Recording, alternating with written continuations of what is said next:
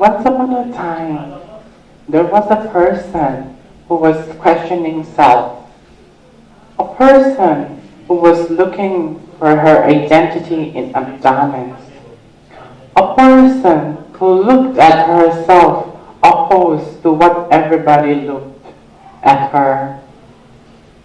As soon as she came out of the safe confines of her home, people stared at her till the dusk. As soon as she started expressing herself, people's eyes stared at her.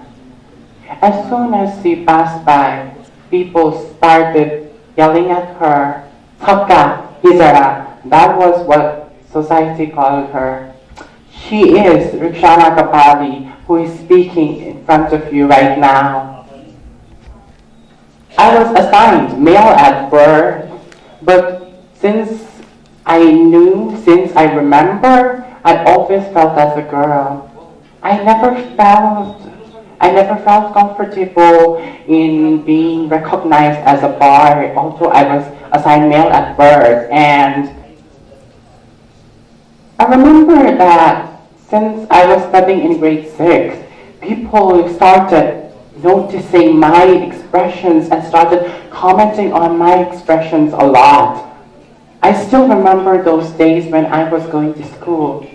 And I used to walk towards the school, and everyone who walked behind me started to comment on the way I walk. That's so girlish, and I look at that person, and everyone stared at me as soon as I entered the school.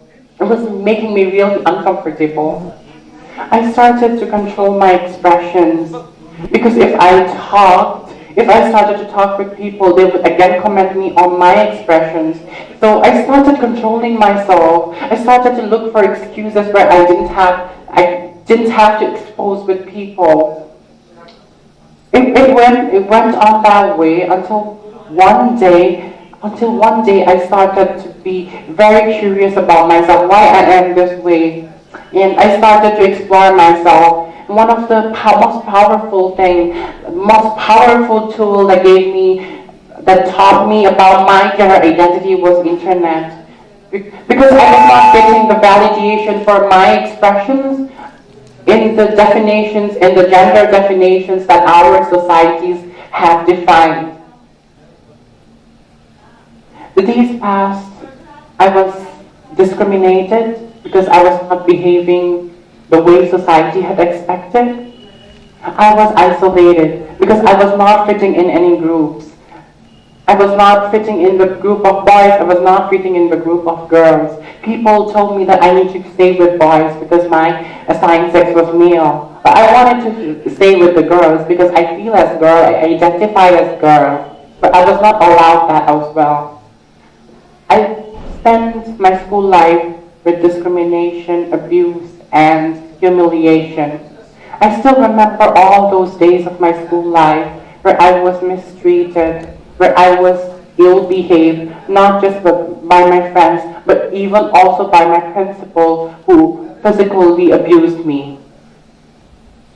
But then a day came where I felt that I need to start speaking up. The day when I was told to shut up, I realized that I need to speak up. The day when I was told I cannot express myself, I realized that now I need to speak on my behalf. I need to talk about myself. That was the day when I told people that I am a transgender person and I need to be accepted for what I am. After I came out, it was not easy for me because now I was accepting the things that was taboo in the society. I was claiming the terminologies that were stigmatized in the society and that was seen as very bad thing, not acceptable thing. So I began this journey from a Facebook post. I posted about my feelings on Facebook and it grew up in years and years to be an amateur blog. And today I have my website. I have a website of my own where I write articles on various issues of society. I look back 7 years ago when I was so scared, I was so afraid to express myself, but today I am speaking about myself, and that's what I feel has changed in my life. The day I started to speak of myself, I felt that it was very important for us to speak up. Otherwise, we will always be silenced. If we remain silent, we will always be silenced. Today, I not just go from Nagarpalika to Singadar, but I am also part of many Asia Pacific forums, international platforms, and also being part of UN advocacy system. Today, I am speaking about myself, and that has made me achieve a lot of things. Today, I still walk from those streets. I still walk on those streets. And today, I can make sure that no one humiliates me on the street. Today, I can advocate for myself. Activism for me has been a very important part of my life because through activism, I can make sure I can work to bring changes that impacts positively on our lives. I think activism is very important for us to create changes because we live in societies that has dominance and hegemony, and activism is what we make sure that things don't remain same. And activism for me, involved in activism, I felt that things have changed.